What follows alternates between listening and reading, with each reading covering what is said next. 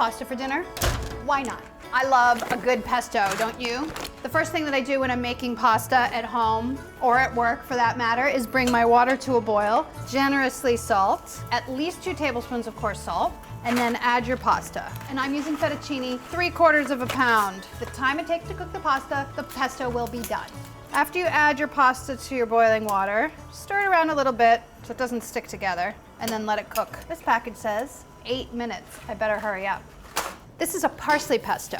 This parsley has already been washed and then patted dry. I like to do that when I get it and then keep it in the refrigerator all wrapped up until I'm ready to use it. This is flat leaf, as you can see. You could certainly use curly, I suppose. You need 2 cups of this. 1/2 cup of walnuts. Pesto, usually made with basil, right? But at this time of year, when it's kind of wintry outside, basil's not necessarily at its best. Parsley and walnut is a great combination. That's what I'm doing today. I'm not using these walnuts, so set them aside. Garlic, you need it for balance. Ta-da! Tiny little baby, that's what I want. You don't really need to do much to this. Everything's going into a food processor, so a little bit of lemon juice. For a little bit of acidity and balance of flavor, this is a 1/4 cup of Parmesan. That's gonna go in too. Over to my food processor, walnuts, that tiny little bit of garlic, and then your herbs, 2 cups of parsley. I'm gonna just start grinding this up just a tiny bit, and then I'll add my 1/4 cup of cheese, a little bit of lemon juice, season it with salt, and some oil. 1/4 cup. You can do this while the machine is going, but I forgot. It is not gonna hurt it any. Sauce is done.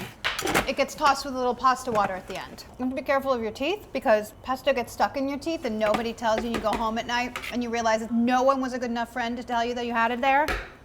Be a good friend and tell your friends if they have something stuck in their teeth. I believe the pasta has been cooking for 8 minutes. Don't forget 1/2 cup of pasta water. Why do we need pasta water? Well, it loosens sauces, it adds a little bit of texture because of the starch that the pasta let out while it was cooking. It's salty, so it adds seasoning. Save your pasta water, then drain. It has to be my mantra. Back on the stove, no heat. Add your spinach. You want to make sure that your pasta is still hot when you do this because you're gonna want it to wilt down. The pesto, if you can get it off, right in the pot, your green, springy, / wintry pasta. Okay, it's a transitional season pasta. This is where your pasta water comes in handy. I like to add about 1/2 of it, 1/2 of your 1/2 cup. Stir it around. It's gonna loosen up your sauce. It's going to give it great texture. Don't add it all at once though, because you don't want your pasta to be watery. And you can always add more, but you can't take it away. That's about as wilted down as I want it to be. All that's left is serving it. Family style today. I do not think my children would eat this. But that doesn't matter, and it doesn't make it not good, and it doesn't mean you shouldn't serve it to them. Make them suffer, that's what I say. Eventually they'll like it, or at least that's what everybody tells me. For the final touches, remember those walnuts I didn't use before? Well, I'm gonna use them now because I chopped them up already. I'm gonna garnish the top. It adds a nice layer of texture that you're not getting in a pasta like this. We really love to shave our cheese with a Y peeler. If you have a block of cheese, it's so great. It just adds a really nice presentation. I like it a lot.